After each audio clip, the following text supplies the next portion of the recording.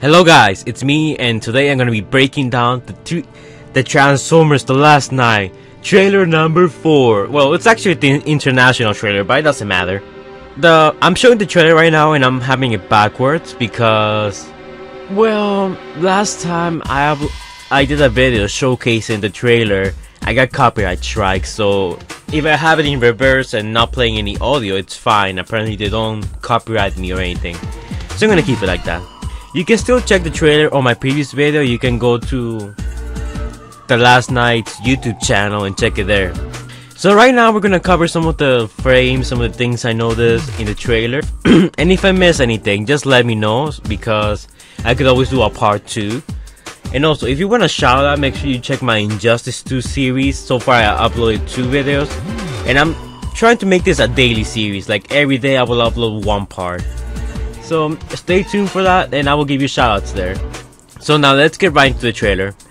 Alright, so one of our first new shots is the DRF, the Transformers Response Force. I think that's how it's called. We can see it's just been shot by Cade. He has that Cybertronian gun he probably built by using Cybertronian tech. It doesn't look like it's very effective. And of course, not long thereafter, we see Bumblebee appear and save the day like always. Now this shot's a little interesting. Now we can see Bumblebee, and in the background we see this like ruined town. Like it's all destroyed. Well, it's not all destroyed, but it looks very abandoned. This is really familiar. Like I think this happens around the time where Megatron shows up with his Decepticons to, you know, try and fight the Autobots. Because from what we know so far, Megatron still hates the Autobots.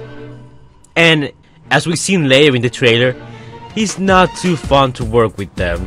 Now here we see this shot at Cogman. Again, it sounds wrong, I'm sorry. So, it looks very good. I'm not gonna lie, I really love this shot. His eyes are a bit weird, but it looks like they changed because he has, like, I don't know, some kind of disorder that makes him go crazy.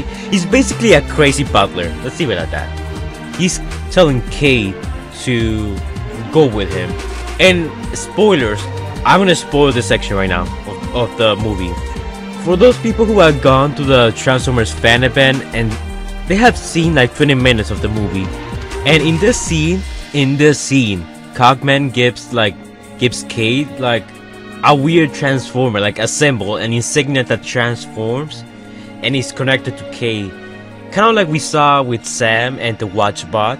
And then Crosser shows up and tries to tell Cade that, hey, don't go with this guy, he's lying. And then Cogman basically, he owns Crosser. He breaks his arm. Like, it's so brutal. I feel so bad for Crosser. Well, we all seen this shot. I already covered it with Hot Rod, you know, kidnapping the lady.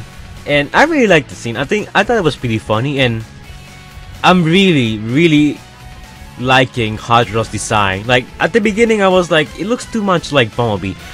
But it's growing on me, and since we've seen this CGI model of him, he looks pretty different, you know? He looks a bit different from Bumblebee. He reminds me more of Lockdown. The body type, it looks more like Lockdown than anything else. Now, I have a bunch of ideas for what's happening here. So, I'm guessing this is King Arthur. Now, don't quote me that, I could be totally wrong, but this human, this character, we have seen him throughout the trailers, like riding the horse, being right next to the dragon. And we see this giant Cybertronian holding this staff. We still don't really know what it is or what it does, but he has red and silver on it. Now, I'm not saying it's Optimus Prime, I doubt it, but I'm thinking this could actually be Dragonstorm. No, hear me out for a second. Now, throughout the trailers, we have seen Dragonstorm right along this human. Especially in this trailer, we have seen a lot of Dragonstorm. What I'm thinking here is that Dragonstorm and this human somehow are allies. Because, I mean, Dragonstorm didn't kill him, didn't kill King Arthur, so they must be friends or something like that. And we see him like he's guiding him, like he's trying to show him something. We still don't know what it is, but I'm gonna say that this could be Dragonstorm. Now, you guys might be saying that, but dude, he has red painting and Dragonstorm is so silver. True, but then again, Drift is a black car with some red on it. and when he transforms, he becomes this orange robot with some black on it. So why can't the same thing be for Dragonstorm? But you guys can tell me down below what you guys think. It's definitely not Steelbane copy, because Steelbanes are silver and this guy has red, so he's different. So here we see another shot of Dragonstorm, and he's going through the mountains. And you know what's on the mountains? The ship, the place where King Arthur is. So that's why I'm saying that it's very likely that's Dragonstorm, the one that's right next to him. Now something that caught me off guard is this scene. We see what it appears to be Steelbane, and yes, this looks a lot like Steelbane, or a Steelbane copy, whatever you wanna call them. I call them Steelbane copies because they pretty much look the same. And this does look like Steelbane. And we see him immediately get stabbed by Optimus Prime. And he has the purple eyes, so he's being possessed. Now at the beginning, like when I started analyzing the trailers, I said that the Knights were evil and Optimus was gonna be working with them. But now it seems that the Knights are actually good and the Skeletons are bad. I'm still wondering what the role of the Steelbane copies are gonna be. We still don't know much about them, but they're really prevalent throughout the movie, that's for sure. Here we see another shot of Bumblebee. He looks pretty good. Something I found really weird is his eyes. Does anyone else find his eyes pretty weird with the battle mask on? I mean, it looks cool, like it has more character to it, but I don't know, the eyes they're all wide and it looks a bit weird. It doesn't look like the previous movies, you know? But we also see that he has the mace. Now, whether it is the Forge of Solus Prime or a regular mace, it's yet to be determined. But my theory is that the Autobots and possibly Megatron are gonna find all of these ancient knight weapons and they're gonna use them in combat. Or something like that. Kinda like the toys, the knight armor toys. We see these characters and we see that they have knight armor, some knight related stuff. Is it possible that they get the weapons from the submarine? We get another shot of Bumblebee fighting Optimus and he still has the purple eyes. I can't really tell if he has the red mark, but it doesn't appear that he has it. Something that really got me hyped up is the return of Stealth Force. Now, in case you have forgotten what Stealth Force is, in Transformers Dark of the Moon, that the Autobots, when they were in vehicle form, they could, like, you know, transform and, you know, take a weapon, become more aggressive, basically be mobile and be able to, you know, shoot the enemy while in robot form, while in vehicle form, I mean. Now, we didn't see a lot of Stealth Force in Transformers 3, and in Transformers 4 it was pretty much gone. We don't see Bumblebee go full Stealth Force, we only see him, like, barely change into Stealth Force. But, you know, it's still a nice callback to Transformers 3. And here we have Quintessa in all her glory. Now, how is Quintessa? It's a female, you can tell it's clearly a female. It has this kind of ropes around her neck, like we seen Quintessa in the trailers, like we seen Quintessa in the previous trailers. And I gotta say, she kind of looks a lot like Drift, but she looks more organic in a way. Now, I'm really happy for the way she looks like. Michael Bay hasn't handled female Transformers in the past very well. I mean, look at the RC sisters. I'm thinking that they're testing the waters with Quintessa. This is just to see how fans react to her and the concept of females being more prevalent throughout the Transformers franchise. So could that mean we could see the return of Chromia or some more female Autobots? Hopefully. I gotta admit, this thing was actually kind of funny. Some people were saying eh, and some people were like ha ha ha. I think it's alright, you know? A little comedy is always good. Otherwise, we end up with Batman v Superman situation. Now we see all these jets and they're aiming for something at the same time. Now, if all those jets are hitting at one target at the same time, you better believe it's something important. Now, I really don't hope that this is like, hey, hit its weak point to destroy the entire planet, like a Death Star. I really hope that's not the case. I really hope they come up with a really creative way to get rid of the planet. Now we got another shot of Megatron. Oh my god, Megatron hype. My Megatron hype is over 9,000 right now. He is the main reason I want to see this movie. Megatron just looks so amazing, like dude. I really enjoy how the trailers are portraying Megatron as this menacing force to be reckoned with. They tried to do that with Lockdown, but with Lockdown, I don't know. His appearance wasn't that intimidating, but with Megatron, he's a barbarian. Like, he's a warrior. He's a gladiator. Like, this shot really encapsulates the essence of Megatron, and I'm really happy for that. He has the red mark. He's shooting at something or someone, and he's in the junkyard. I'm guessing this scene happens somewhere after the fight with the other Decepticons. You know, when Kate activated the explosions and it was just mayhem and everything. I'm thinking that after the fight, Megatron goes on his own, or probably with Nitro and other Decepticons, to raid the Autobots' base. We see another shot of Lennox. He's in one of the aircraft carriers, maybe the one that falls down. Maybe he's inside one of the helicopters that fall down from the sky, and then he has to do his last stand with Hound. Like, that would be so amazing. I wasn't expecting this, and to be fair, when I saw the toy for Infernicus, a combiner, I was like, nah, they're not gonna do a combiner. I have my doubts. I'm gonna wait until they release an official picture of the combiner to add it to the character list. And we have a combiner for the movie, Infernicus. Now, he's really big, like he's like kneeling down at this point, and Optimus like tries to decapitate him. What's up with him and decapitations? Anyways, doesn't matter. He's separate into like 5 different Infernicons. So that means the toys are actually, in a way, they were correct. That Infernicus is gonna be in the movie, but then we all know that Optimus executes the Infernicons. So does that mean Infernicus is dead? Or we could see a devastator situation, like there's many Infernicons, and those Infernicons can combine to transform into Infernicus as many times as they want. Like, there's hundreds of them, and each one of them can combine into... That's basically what I'm trying to say. I almost missed this shot when I was watching it in school. And yes, guys, I was in school, and I had to hide my phone so the teacher doesn't see it.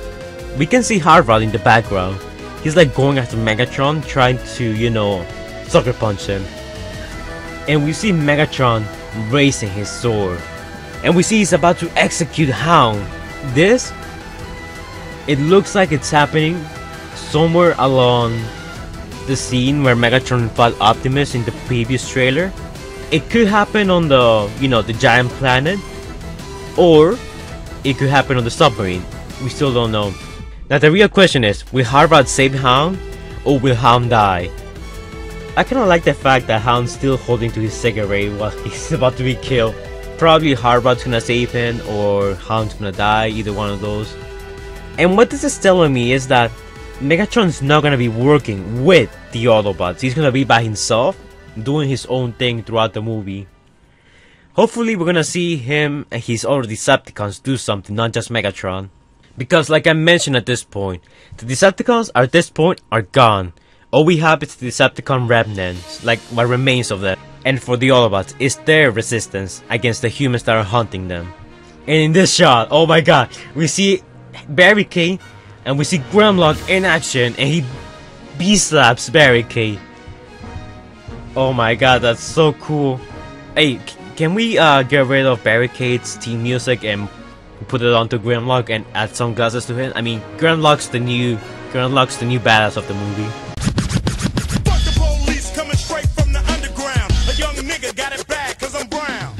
Okay, so we see Bumblebee and he's transforming. Like, he goes from car mode to robot mode.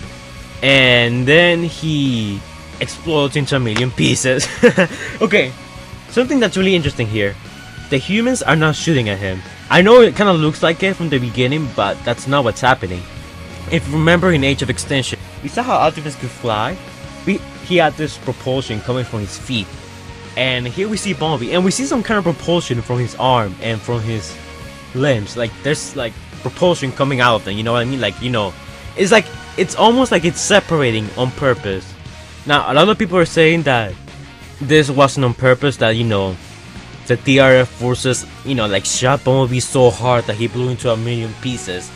I disagree with that, because the guy in charge, he says what the hell was that? Like, I mean, he was shooting a Bumblebee. He obviously knows what happened. It's like he didn't expect that to happen. Like, Bumblebee just showed up and then he like split into a million pieces.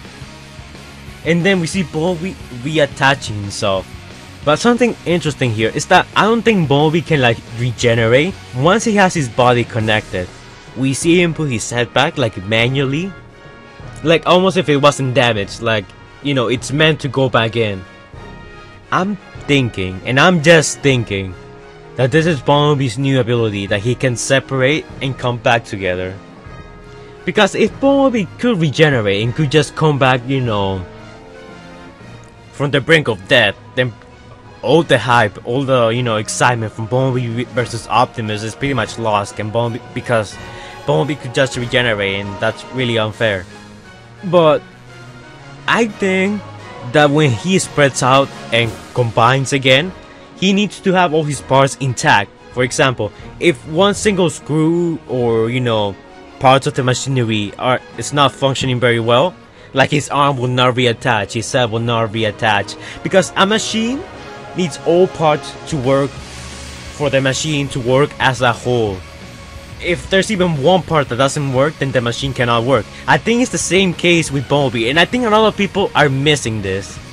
If Bumblebee's arm, like, let's say it got cut off by Optimus Prime, those parts that are inside the arm got cut in half. You cannot just reattach them because there's nothing, because those parts can no longer fit into, you know, the arm because it's been cut off basically. For example, here in Bumblebee's armpit, we can see this circle thing. Let's say Optimus Prime cuts that. Is it gonna regenerate? No, it's gone because, you know, there's nothing to reattach it. That's what I'm saying. There are parts that reattach Bumblebee's head. There are parts that reattach Bumblebee's arms. If those parts are cut off, I don't think it's gonna work. Because I don't think they're gonna make Bumblebee invincible. That's way too overpowered, and that kind of ruins the hype. But don't worry guys, Bumblebee can still be killed if you know, headshot or if you take out the spark. And this ability doesn't make him OP because if you think about it, if you spread yourself out, then you're, you know, someone can just shoot you in the head and it's over. So this ability is more like a surprise attack more than anything if you think about it. But anyways, they didn't show us anything, you know, too new in the trailer. Now the only new things that they're showing us are some small scenes here and there. But anyways guys, like, comment and subscribe. Tell me down below, do you think Bumblebee will die? Do you think Hound will die? And also, if you want a shout out, go check my Injustice 2 Let's Play and comment your favorite part, and I will give you a shout out when new parts come out. Anyways, the Fire Brothers out.